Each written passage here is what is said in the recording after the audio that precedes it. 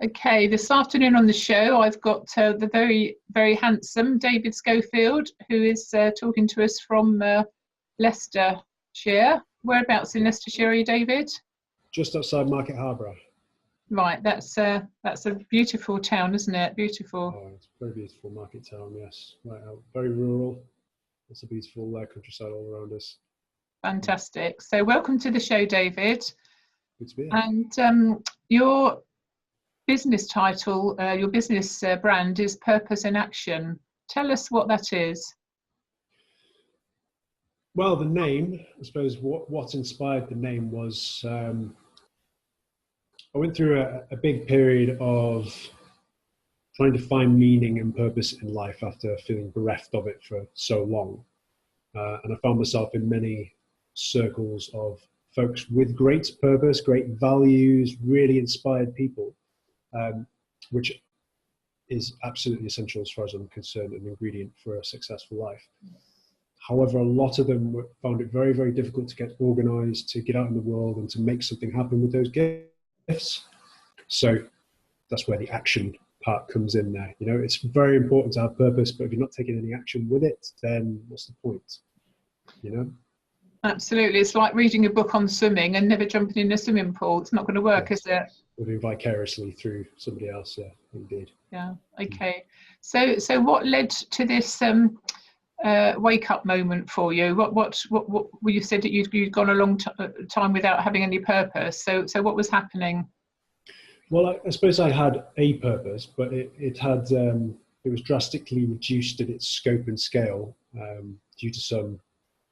Well, it was my survival, I suppose, that I prioritized based on the threats that I perceived around me when I was a teenager. So I felt very, very lonely as a kid. And well, say 11 to 14 in particular, very difficult years, very lonely, nobody really to talk to, a lot of bullying, and just I didn't feel very good about the world. And as soon as I realized that I was good at potentially something, and it was reflected back at me that IT might have been a good route at the time, and I seemed to be better than anybody else at IT for whatever reason at the time.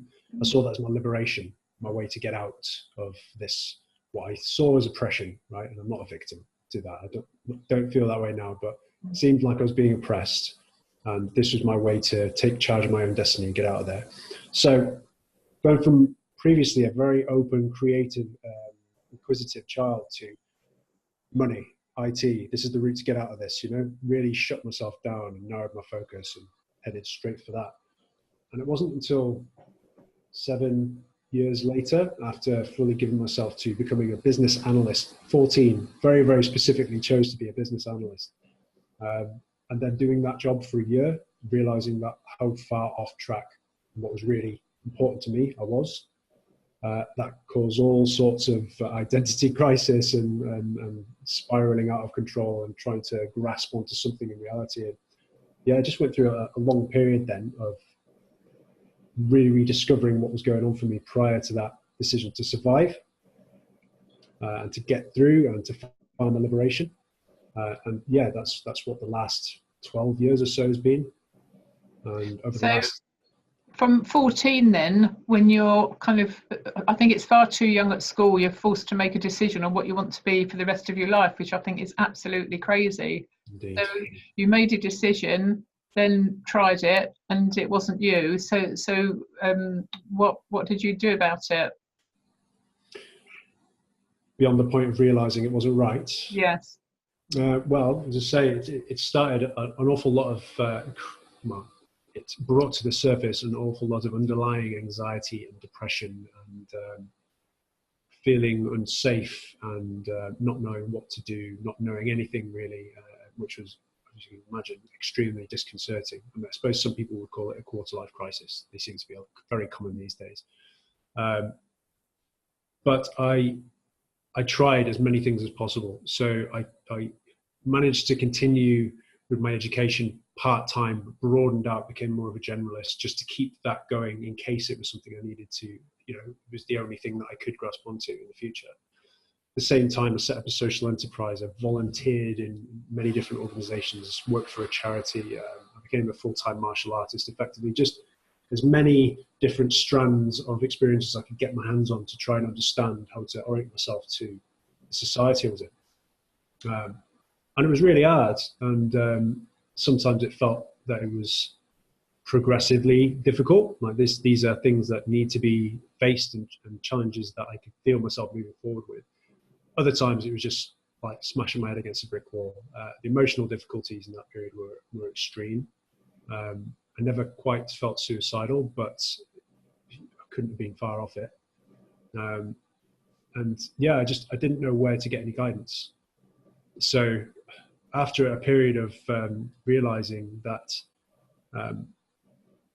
I was pushing guidance away in some ways, but also it hadn't been particularly available to me growing up, I started to gather mentors and allies around me through the various different strands that I've been exploring, to help me to orient myself to the society I was in, because I just felt totally underprepared for the world through my childhood. How old were you at this stage, David? This is 21 when this started to happen, really heavily. Started to unravel my perception of what it was to live in this world was. It just came apart at 21, and then, yeah, up until 4 or 5 years ago, it was still pretty heavy going, and then it was quite a quick turnaround then. There seemed to be a series of initiations and realizations that broke me free into being able to stabilize myself and then to build something, you know. So my work is a lot at the moment around helping people to navigate that, to hopefully learn from my mistakes and not need to go through such chaos for such an extended period of time, to orient themselves to their society at the same time as connecting with something deeper that's more personal to them, you know. So the purpose and the action in unison. So people come to you. Do they come to you knowing that they don't know, sort of thing? They don't know what they don't know. How do people find you? How does the connection work? Well, various groups of people come to me. Some because they have all the purpose and they're not taking any action. Others because they're all action. They just don't know where to point themselves. Other people have ideas of what they want to do, and then they realize that actually those ideas could be a lot more fulfilling to them if they expanded them out, if they took a slightly different view on them. So yeah, lots of different people. I suppose what I'm trying to get everybody to move toward is just to identify what it is uniquely about them that they can contribute to the world, because I believe we've all got a unique puzzle piece. And beyond that being anything particularly esoteric, although I'm not against esoteric ideas and philosophies, but we are more different, and this might be controversial, than we are similar to anybody else. There's more about us that is totally different, and we often forget that. In this increasingly postmodern culture where we're trying to understand what community is and working together and rejecting old ideas, we forget that we need to step into our own responsibility for ourselves a lot of the time and do what it is that only we can do, because if we don't, nobody else is going to. And the more diversity we've got in people bringing their, well, the more diversity we have in activities in the world, the more robust the whole thing is, as far as I'm concerned, the whole organism, the whole society. So I suppose that's what I'm trying to get people to move toward, regardless of where they start from when they come to see me. The point you make about taking responsibility is absolutely key, isn't it? Because we can't do things for other people. They have to do things for themselves. They have to acknowledge, they have to take action, to take responsibility. I actually did a post this morning on Facebook that's caused a bit of controversy, which I like to do. And very often the people who are kind of shouting back at me are the very people that actually need to listen to what, you know, the message is that I'm trying to put out there. So, you know, people don't like being told to grow up. Say again? People don't like being told to grow up and take responsibility. No, I haven't actually said. I've used it. I think my headline was something like, "Are you too lazy to recover?" You know, and I've mentored hundreds and hundreds of people through health challenges, And again and again, people say, "Oh, I couldn't possibly make that juice. Oh, it's too messy. Or I haven't got a dishwasher. You know, you're lucky you've got a dishwasher. I'd have to wash up. We'll wash up then. You know, do you want to get better or not?" So yeah, take an action, taking responsibility, and acknowledge, you know, where you're at as well. So people come to you for various different reasons. And what's your website address, before I forget to ask you, David, so people can find you? It's purpose-work.com. However, make sure there is an S on the end of the HTTP. Apparently, that is very important for this current address. Okay. Otherwise, you end up off in some lay-by or some field somewhere lost. So, just interesting on the point you just made there about being controversial. A lot of the time, the people shouting back at me are the people who don't want to, who are blaming the government or blaming or blaming everybody else for everything all the time, you know, and as you and I are going to receive a lot of that flack as well, I expect. Absolutely, yes, yeah.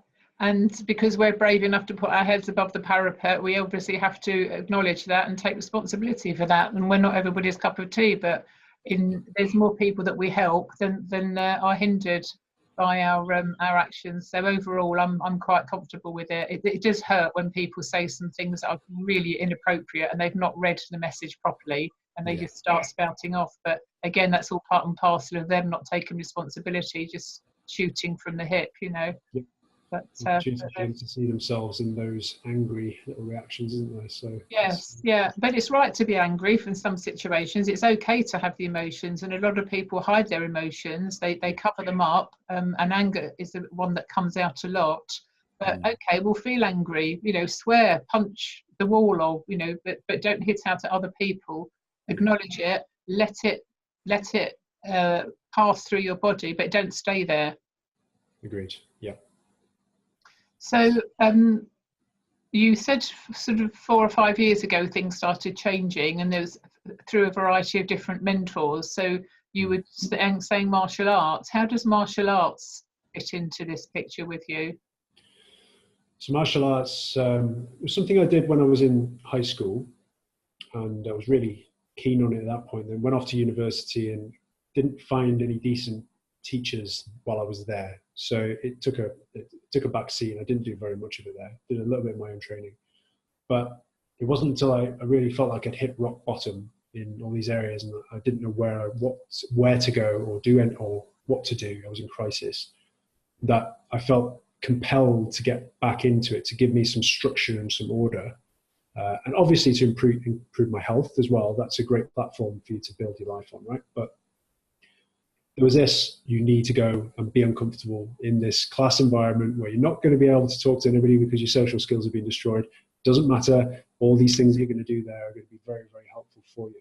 And it was in committing myself to that regular practice, even though it was terrible for years, to help me to then build things. And very quickly I found myself rising up the ranks, training with my teacher privately, and really getting a lot of value and a lot of gold from the class because I was so committed to it. But it had to come from that. What's to say? There's a rare moment in my life where I've been so motivated to do something as that. And the payment from committing myself, following that urge, is paid back massively. And it continues to pay back, you know. I'm more embodied overall, which helps me to feel more stable, more grounded, to think more clearly, to be more calm when dealing with turbulent comments on Facebook and whatnot, you know, people throwing abuse at me. More confident within my own self, knowing that I can deal with situations, and that a lot of the time with martial arts, you're creating ordeals for yourself, so that and the worse ordeal you can create for yourself, the more you're going to be able to handle that's delivered to you, and you're not expecting it, you know. So tons of benefits. Community, arts, just fantastic. Highly recommend martial arts to people. And do you do various different types of martial art, or is there a specific one that you've become expert in? It was Kung Fu that I was training in, and that's quite a broad term anyway. That just means martial arts in Chinese, basically. But they linked that system back to Shaolin, the Shaolin Temple.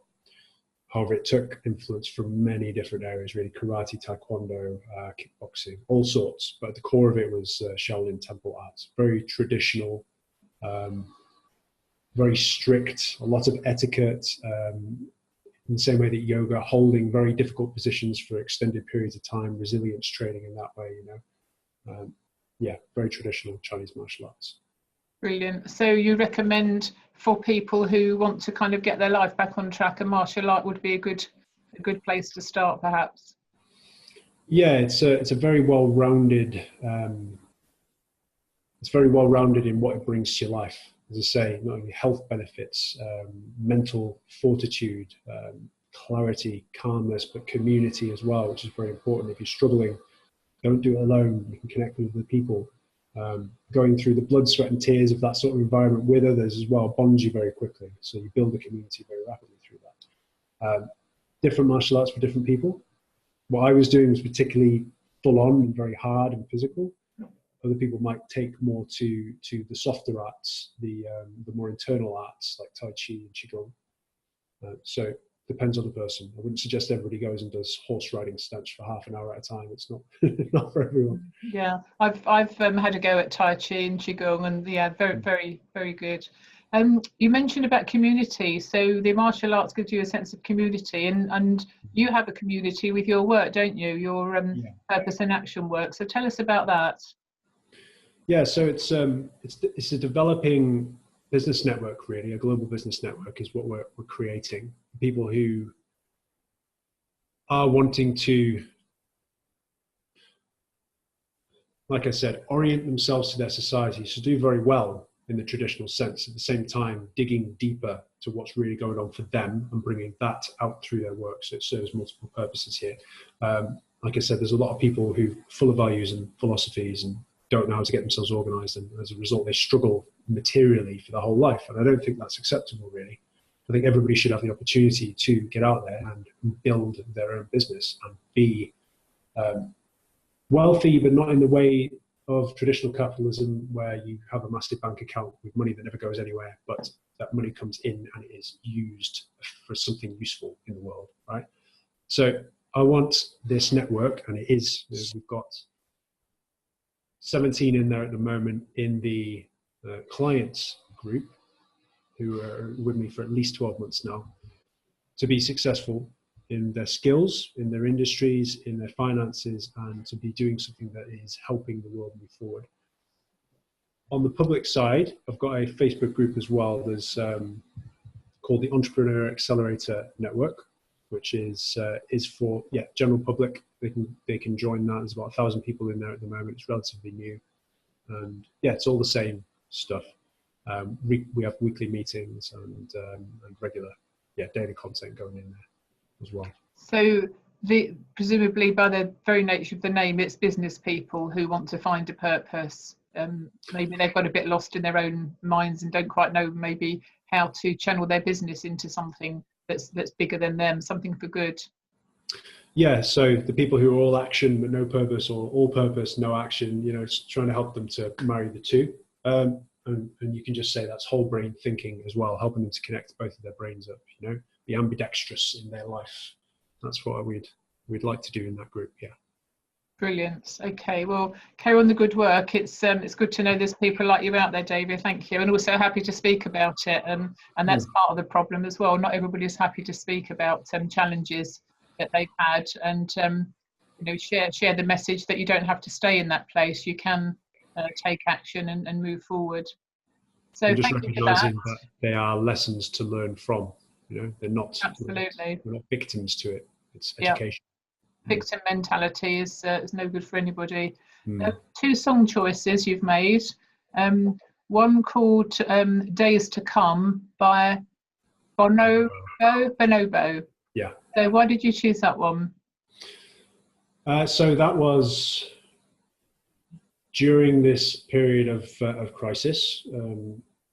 I started to become very much more sensitive. A lot of sensitivity started opening up to me. I'd always been into music, but my music taste evolved to the more emotive sounds, more emotive artists. And I found Bonobo particularly emotive. Like with all the music I was really into at that time, there's a hopeful melancholy to it. You know, there's sort of a resignment, and this is not it in the sound of it. And yeah, it's a beautiful track. It's orchestral, it's electronic, it's got various influences, world music. So yeah, highly recommend that.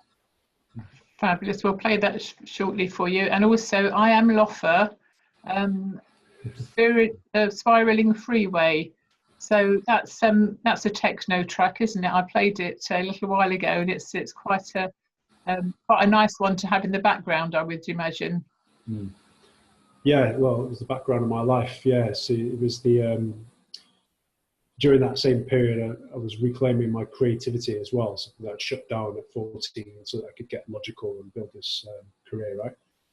So I started making music. I started, because I was hearing, as I was falling asleep at night, I was hearing music very vividly. And I could only say it was my own music. There was no other source of it. So I had to find a way to get it out of my head. So I started making music at this time. And that Spiraling Freeway was toward the end of that process, one of my more developed tracks, although it's not something I'm actively pursuing at the moment. So you actually created this track that we're going to play. Yeah. Wow. So the name I Am Loffer, explain. Part of that 14-year-old not allowing himself to be a victim. When I started this school where it was a particular issue, I had loafers, shoes, and I see. mocked for them. Mm-hmm. So I claimed it so that it was no longer something to be mocked about. I am loafer. So it's I am loafer, not loafer. I was saying loafer. Okay, I'm loafer, right? Yeah, that's my okay. Spelling of loafer, yeah. Right. Okay, well, thank you very much, David. We'll be playing those tracks shortly, and I wish you the very best with helping lots of people to find their purpose in action. Thank you, Elaine, and all the best for you also. Thank you. And your website, purpose-work.com. .com, with the S on the end of the HTTP. Yes. Marvellous. Thank you, David Schofield. Thank you.